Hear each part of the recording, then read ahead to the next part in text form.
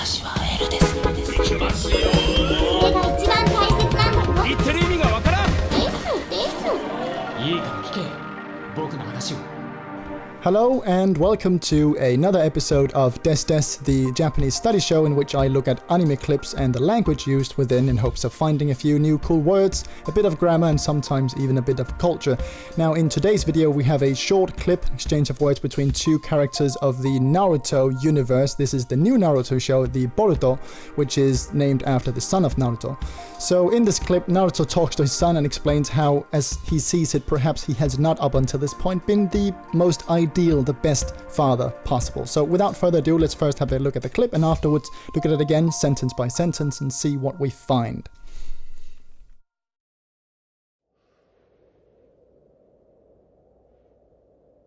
ボルト、今まですまなかった。お前たちを里のみんなを守るためとはいえ、家族をほったらかしにしてお前のことを見ようとしなかった。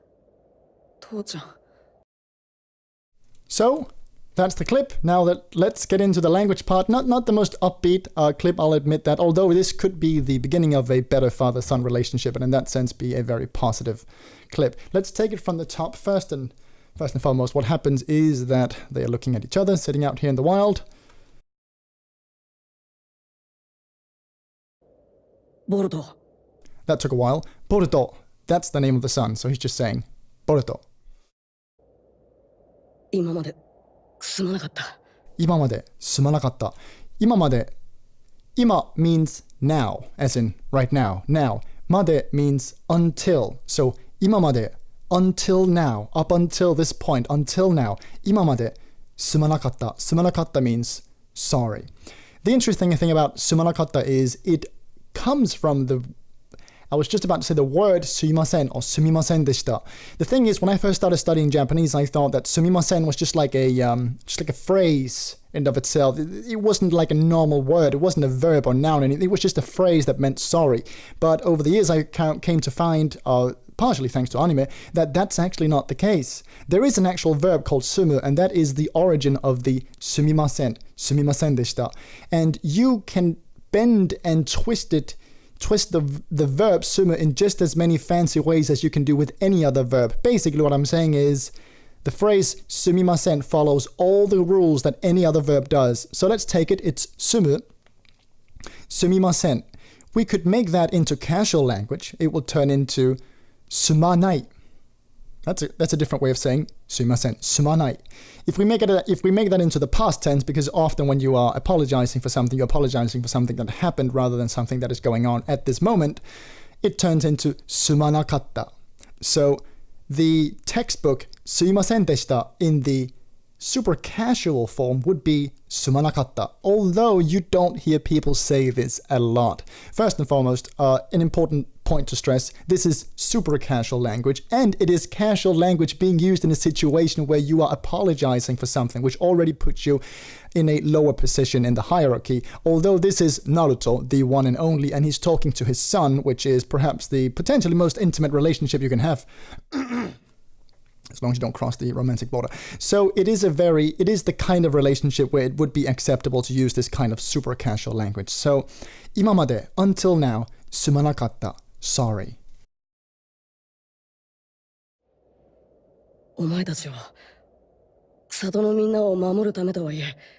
お前たちを里のみんなを守るためとはいえ。お前たち。お前 means you. But it is a quite super casual, borderline rude way of referring to someone. What unfortunately often happens is that foreigners who know a bit of Japanese will go to Japan and they'll refer to someone as omae, and the Japanese person will perhaps not say this due to politeness, but think, who the fuck are you? Who do you think you're addressing with that word? Don't use omae unless you are absolutely sure that you're in a very cool, friendly, casual relationship.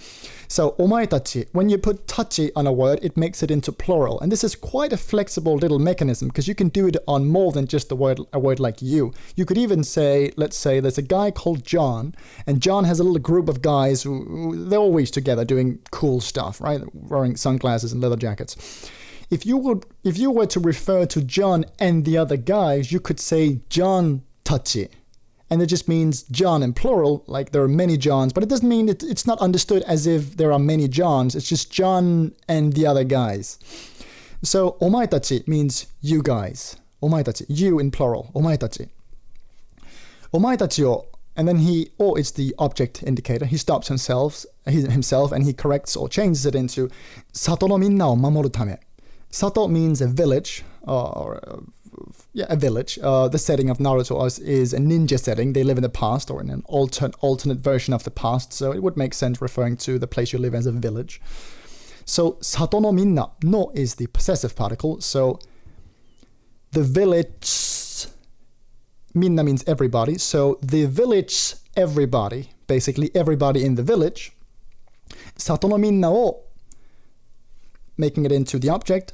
Mamoru. Mamoru is a verb that means to protect. It's a pretty cool verb. I really like this verb. So, Sato no minna o mamoru. Protect everybody in the village. Tame. Now, tame is sort of a short version of tameni, which means in order to or for the sake of. So, Sato no minna o mamoru tame. For the sake of protecting everybody. And after that comes a really cool word. Towaie. Towaie means... It's like a different version. It's like a fancy version of a but. It means although something might be the case. And then you'll follow it with something else. So, although it was for the sake of protecting everybody in the village, and then he follows up with 家族をほったらかしにして。家族をほったらかしにして。家族, I neglect the family. So, 家族 means family. 家族を, so を indicating the object of the sentence, so what happens to the family. 家族をほったらかしにする。ほったらかしにして。ほったらかしにする means to neglect or not pay sufficient attention to something that then might go and fall apart. Something really interesting has happened though with this whole ほったらかしにする. And that is this really strange thing you can do in Japanese that I don't know why they would have such a complicated mechanism, but it's just really cool. So come with me here for a moment as we explore what has happened to this thing. So, ほったらかす is a verb that means to neglect. What you can do is you can take, most all verbs will end with something u, like ほったらかす or 食べる or 走る. It always ends with an u. Now, you go down the hiragana chart and you change the u sound to an e sound. So, su becomes shi or ru becomes li. When you do this to a verb, it makes it into a noun version of that verb. So, ほったらかす means to neglect. ほったらかし means neglect. But then, here's where things get really weird. If you tack on suru onto that noun, you have made it back into a verb. So it started as a verb, it turned into a noun, and now it's a verb again. Why would you want to do that? Because it sounds awesome. Okay, it gives it a new taste. It's like adding a little new funny flavor you found in the local shop to the sauce that you always make. So ほったらかし neglect, ほったらかしに means to, ほったらかしにする to neglect. So 家族をほったらかしにして why is it not した した means する in past tense. So I neglected the family. ほったらかしにした I neglected the family. て form indicates that there's more to be said, that the sentence will continue. So he's saying, I neglected the family, and so 家族をほったらかしにして and then we're waiting for him to say something else. お前のことを見ようとしなかった。お前のことを見ようとしなかった。お前, once again meaning you. お前の is the possessive particle, so use your. こと means thing, but it is the abstract version of thing. So it's not a physical thing you can hold in your hand, but it's more an abstract, the idea of something. So お前のこと means the thing that is you, the you. お前のことを見ようとしなかった。見よう comes from the verb 見る, which means to see. You can conjugate that into a volitional where 見る becomes 見よう, which means let's see. Or just like you can say 食べる means to eat. 食べよう let's eat. 行く means to go. 行こう let's go. A really interesting thing is happening here though, and that is the volitional plus suru means that you did the thing of let's do something, and the nuance is that it did not necessarily go as you expected. So that's a bit of a complicated explanation. Let's do an example. Tabeo means let's eat. Tabeta, ate. Tabeyoto suru, I will do the thing of let's eat, but perhaps not succeed in doing so. So, mio means let's see. Mioto suru, let's try and see, but not necessarily succeed. And then he doesn't say he did, he said shinakatta, I did not. So I did not try to see you. The thing that is you, and here are my eyes and my focus, my attention, I did not even try. I did not try the thing of let's look at my son. So, omae no koto, the thing that is you, mioto shinakatta, I did not attempt to look at you, and didn't even, I wouldn't even have succeeded in doing so if I did so. So, omae no koto o mioto shinakatta, I did not try to see you. 父ちゃん And he replies back, being a bit surprised at this sudden apology, "Touchan," which just means dad. Although it has a suffix on, the normal word for dad is otosan. You got other words, like you could remove the honorific o and just say tosan. There's another word, chichi, referring to your own dad. Some people say papa, which is more of an English version.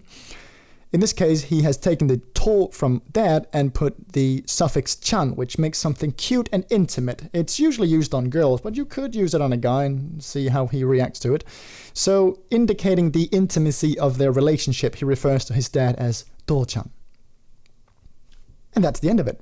That's the end of the clip.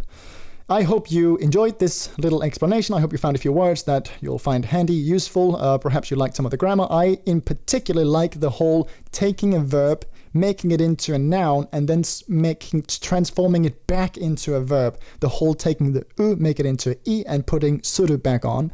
And then finally, the volitional plus suru.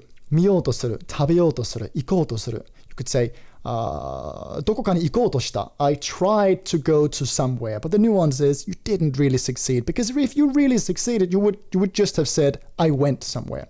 So these are definitely points I think are worth writing down in a notebook and looking up and practicing and trying to see if you can find here and there. So I hope you enjoyed the video. Thanks for watching. Once again, if you have recommendations for shows that you think I should check out and look for interesting language to explain these videos, do leave your recommendations below in the comment section, and I hope to see you in the next episode. Thanks for watching.